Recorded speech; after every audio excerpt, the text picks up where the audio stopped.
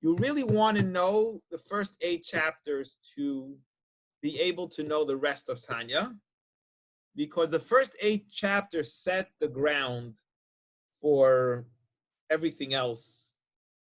So we could teach a person how to work with themselves, but you first have to know who you are. So it's going to often reference the first 8 chapters of Tanya. So you can either go to a website called soulwords.com, which has like kind of like an overview, or you can listen to our classes on YouTube. But we're kind of moving on. We describe, what did we describe? We described at length who the animal soul is, who the godly soul is, right? We have both of them within inside us, and life is a struggle. And now we're going to talk about how we manage the struggle, how we deal with the struggle, and so on. So we're still going to describe some more things, but again, it's kind of, I guess, to the people who know Tanya well, say that step 1 is chapter 1 through 8. Step 2, we're starting today as we begin chapter number 9. Let's learn together. We'll do today's class. I'm not going to give an introduction. We'll do today's class as we teach the Tanya for today's lesson. Okay. So here we go. Where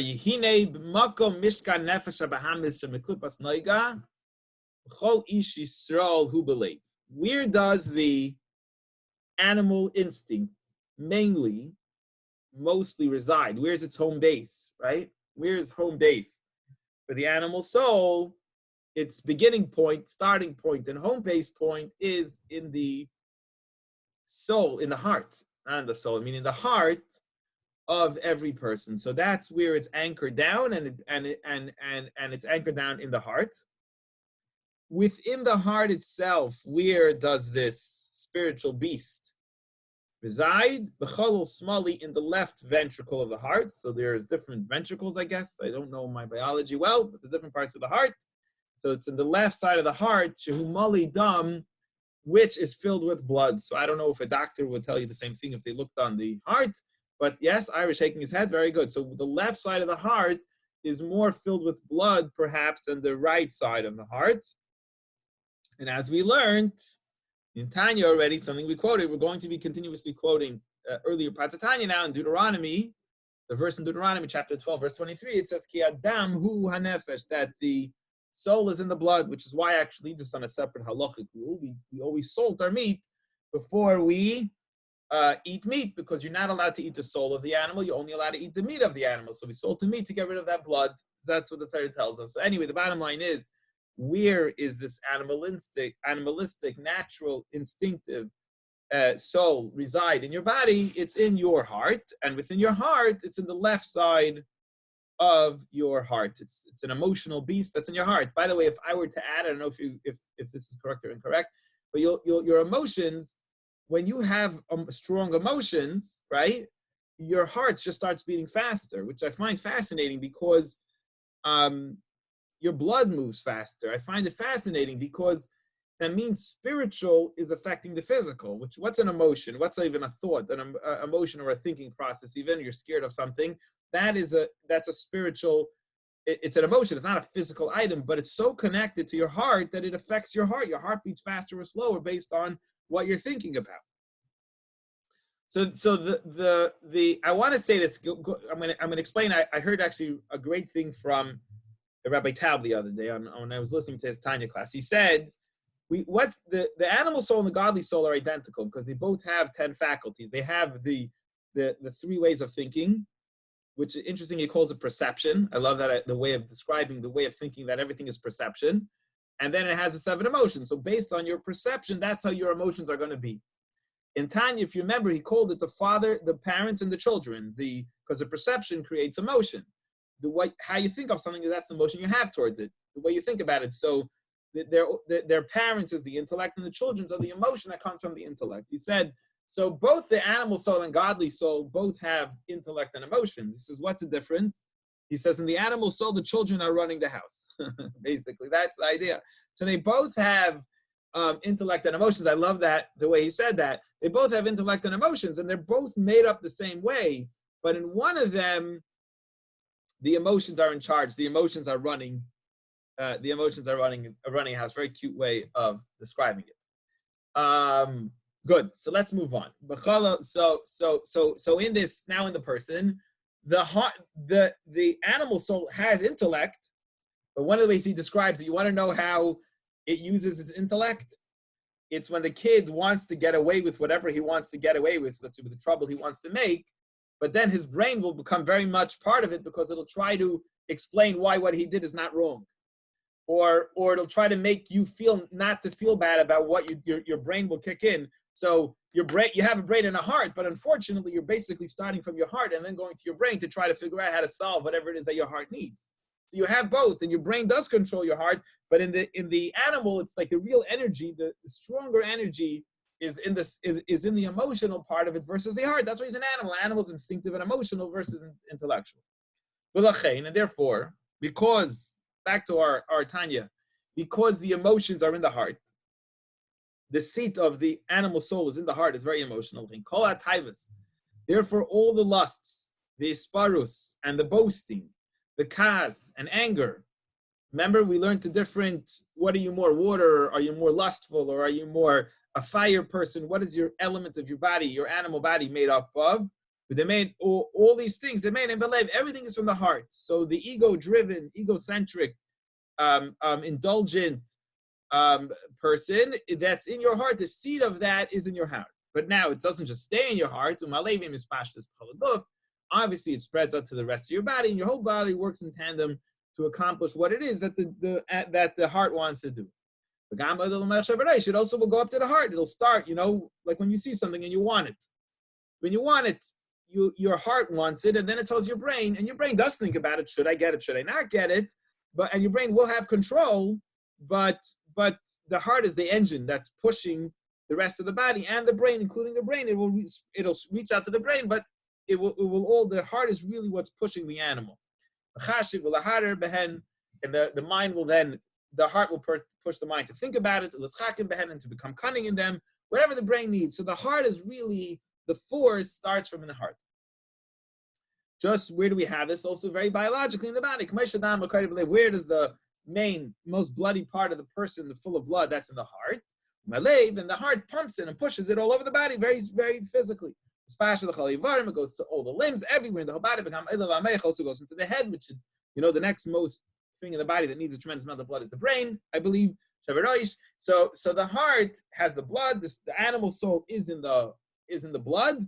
The main and in the heart, where the most of the blood is, and the blood gets pumped out and moves throughout the whole body. And that's exactly how the animal soul works. The animal soul is mainly in the heart, and then it uses the rest of the body to do what it wants to do. So it's really an emotional beast. It has the 10 components that the godly soul has, but its really seed is in the beast. And then we have the brain, and this is why this is the struggle of a person every day. Am I more of my brain is controlling my body, or my heart's controlling the body, right? This is why it all happens. Like, this is the way it all comes down. However, where is the seed of the godly soul? That's in the brain, that's in the head. If you want to tell me, just like the animal soul, its main throne is in the heart. The godly soul, whereas it's an intellectual. It's run by intellect. And from there, it'll go and move on to the rest of the body. So its main engine is in the brain. Its main part, identifying who it is, it's more of the brain than emotions. And even in the heart, in the right ventricle, where there is no blood, or maybe not as much blood. So it does, just like the heart goes to the brain also goes to the heart. So within the heart, where does it go to? I guess the left side is full of this animalistic tendencies and blood, so it's going to go mainly to the right side of the heart. Like it says, the heart of the wise man is to his right. The evil inclination is to the left side of the heart of the person, and you still have emotions involved with intellect. Your intellect is controlling emotions and having good emotions, but it's not run by the emotions, and therefore it will use the heart, but it'll be the right side of the heart. The avas Hashem, and that's the love of Hashem, Kiddush B'Shel Heves, like a fiery fire. So what emotions does the godly soul feel? It feels heavy emotions, but it's emotions that come by first deciding intellectually that this is something that I want. So the animal tendencies and emotions will be very instant gratification, things it sees and wants right away for its body, right? A good massage, whatever, all the natural, they're instant things. Godly things more come from intellectual state of this is good, this is right, this is healthy for me, and this is really what I want, and it'll explain to the body that this is what you want. So, but once it explains, it could get a tremendous love for Hashem. It also has emotions, the 7 emotions, and it also has a heart. It'll shine. The fire could ignite. The mind could ignite this strong fire of the heart of intellectual people. How? By thinking and meditating and studying, understanding. It's using its intellect, using their knowledge, using their wisdom, understanding and knowledge that's in their head, really understanding something well, creating emotions by the person. By thinking about and understanding things that will create the love, right? Like we always say, one of the things in Tanya, that to me that we've been saying is like when you have a friend who does you a lot of favors and you realize how much he does for you, you're going to want to give back to him. When he asks you for something, of course you're going to run to give back to him because you know how much he does for you. When you realize how much Hashem does for you, naturally you're going to want to say, how could I not do it? I need to go into it. And also not just will love come from your heart to Hashem, also happiness in seeing God's greatness.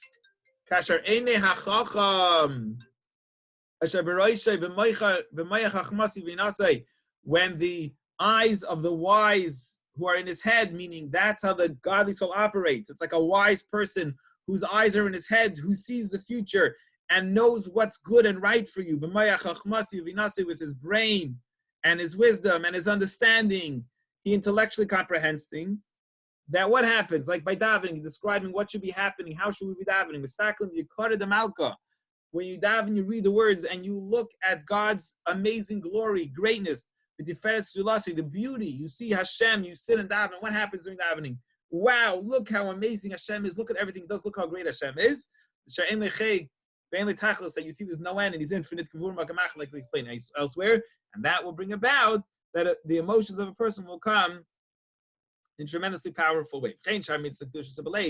And also the other healthy, godly emotions come from the wisdom, conception, application, the wisdom, understanding, and knowledge that are in the brain that lead the person to tremendous love for Hashem. And that is the end of today's Tanya. So just to sum it up, where is the main seat of godliness for the godly soul?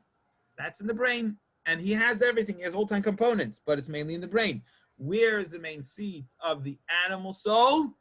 Also has 10 components. He's more of an emotional beast, though he has all the other components, and that will dictate where they are. We're going to learn in the next few days in Tanya how it's a major war. And it's kind of like what I see in the morning, my kids fight over the seat. Who gets to sit in the front seat of the car, you know? So the animal soul and the godly soul want to drive the car. And they're going to decide where the car goes. And there's a major fight between your heart and your mind. And your mind says, I want to go here. And your heart says, I want to go there. And you're caught up in the struggle. And basically, you're the one who decides who gets to drive the car. It sounds kind of like Congress. And you have to be the one to decide how the country will be run, right? Who's going to run your little country? And we'll learn more about this in the next few days. Any questions or comments on Tanya Kukla that we studied today? Yes, David, Jarisha, go ahead. Yeah, is the conflict between the animal soul and the elevated soul, is that like a Yetzer HaTov and Yetzer Hara, or it's totally a different thing? That's it. That's exactly it. But as someone mentioned, the struggle's within you. It's not outside you. The struggle's inside you, and that's why you struggle.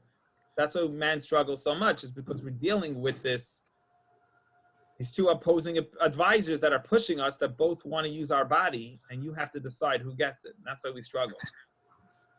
But I'm saying it's not implicit. That's what comes to mind to me. But correct. Is there something that connects that says yes, the animal versus the spiritual is Yetzer Tov and Yetzer Hara? Yes, we discussed that at length in the earlier chapters when we described who is the animal soul and who's the godly soul. Okay. Okay. And a lot of what we're going to do now is be referencing the setup that we've made. Correct. It's a good question, but we discussed that at length. Who they are, how they operate, what motivates them. I mean, right? That's what we've been spending the last month, I guess, half a month, really setting up who are the characters and the players and who they are. So yes, when you say the Yetzer Hara, it means your evil inclination. That means your animal inside. You're calling it. Tanya likes to use better the terms animal because it's ego versus self. The words that Tanya is helping us use, it's really ego versus selflessness is how we're describing the two instincts, which makes the ego not sound so bad. He's just an ego. You know what I mean? It's not that he's specifically bad. Any other questions or comments? I don't know if we lost David. If not, we'll leave it at that. Perfect timing. 11:55. Have an amazing day. And with Hashem's help, we will continue same time, same place. Tomorrow we'll have to learn double because Friday we learned for Shabbos too. So 2 portions of Chumash and 2 portions of Tanya tomorrow. We'll see you all then. Have a great day. Tomorrow, 1 o'clock, right? Tomorrow, Friday, 1 o'clock. Yes. Sorry for the. Tomorrow's a fast day also. Tomorrow's a fast day, right? Right. So True. we can study on the fast We day? could study, yeah. Yeah. Only Tisha B'Av is a problem. We'll be a little hungry. I won't see you eating breakfast tomorrow while we're on the clock. Brunch. I don't know what it is. Yeah. Take care, everyone. Have a good day. We'll see you tomorrow. Okay. Thank you, everyone, for joining us. Thank you. Be well, Mitchell, Bejat. Be well, Mitchell, Berko, and Ira Stein, and Evan Zimmerman, and David Klein, and Yal Mizrahi. Take care, everyone. We'll see you soon. Okay. And Terry also. I'm sorry. I'm looking at the faces on the screen. I apologize. I didn't see you, Terry. All right. Take care, everyone.